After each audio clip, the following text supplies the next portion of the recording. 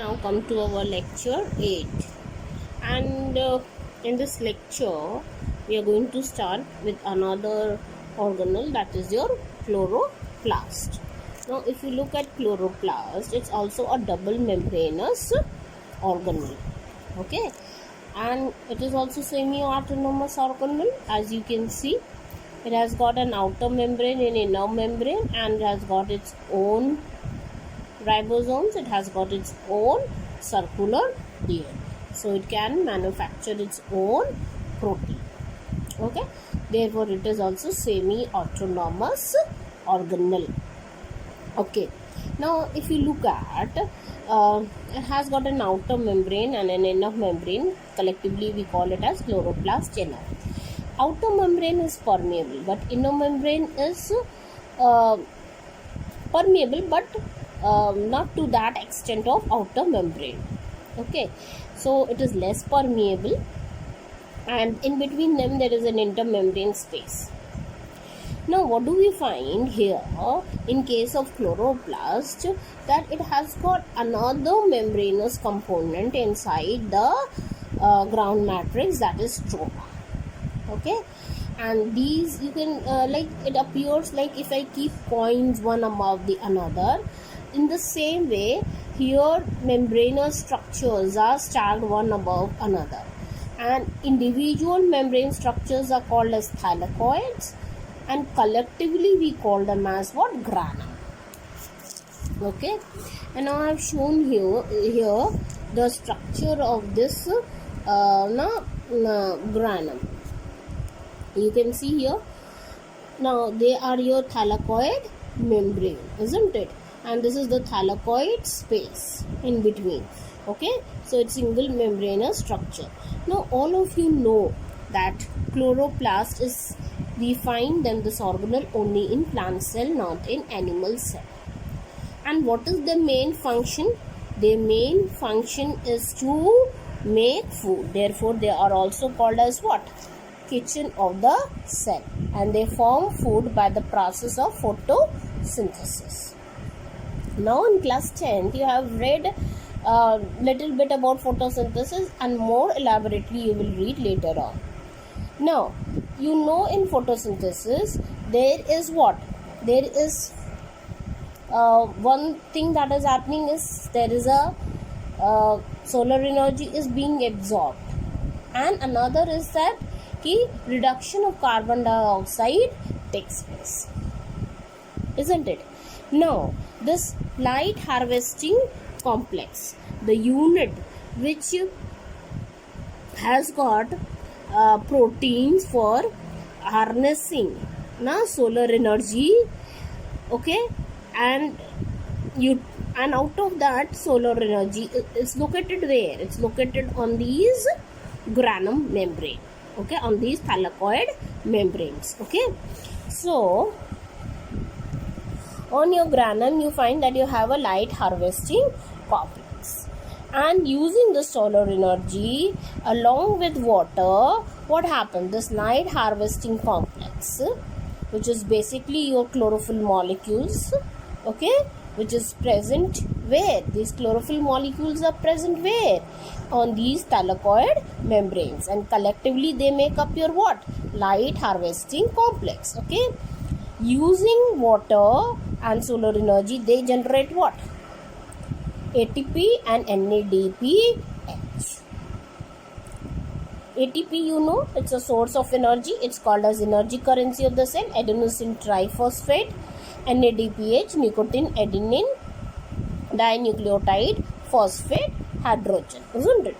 Now, these two things are very, very essential for the stromal enzymes, because if they are not present, okay, your stromal enzymes cannot reduce CO2 to C6H12O6, okay, fine. So there are various kinds of stromal enzymes, and in the stroma your reduction of carbon dioxide to glucose takes place, and in that process what is happening? Oxygen is evolved, okay.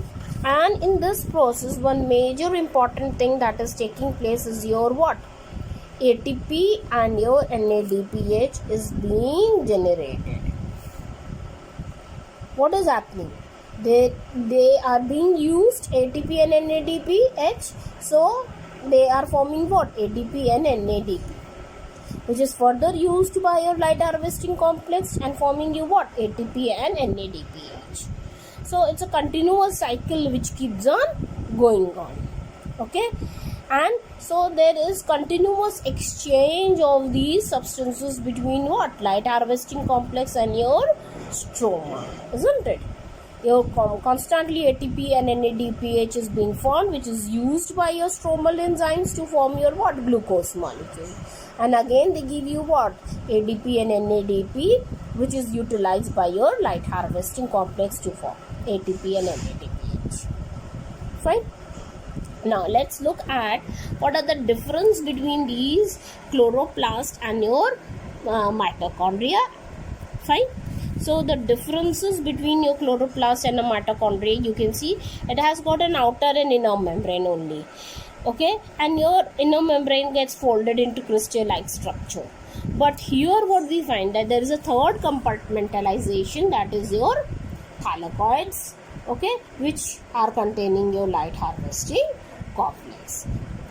And I have given you research work to find on the evolution of your mitochondria. Similarly, you can work for chloroplast. So now I hope what are plastids, isn't it? Plastids are organelles which is you find only in plants, and their main function is what? Synthesis of food and storage of food, isn't it? And there are 3 types of plastids.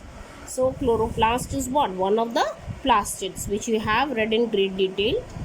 Right now we have seen its structure also, because it is one of the major plastid which is involved in what? In forming your food.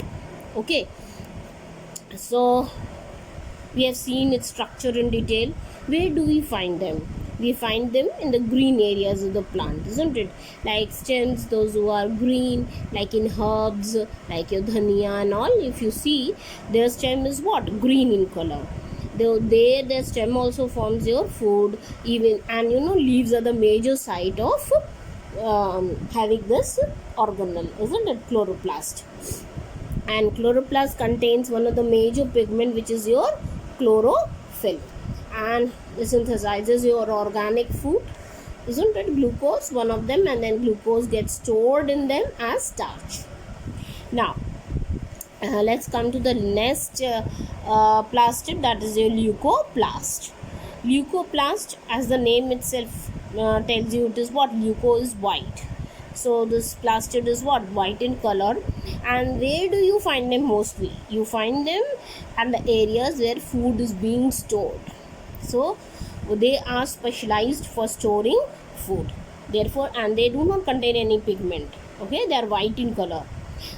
They are used for storage of starch, fats and proteins, and accordingly they are called like amyloplast, ileoplast. Fine. And now we are moving towards chromoplast. Chromo means what? Colored. So they are colored plastids, and we find them basically on your fruits and flowers. You find various kinds of fruits which are of differently colored, flowers which are differently colored, and this color is because they contain pigment.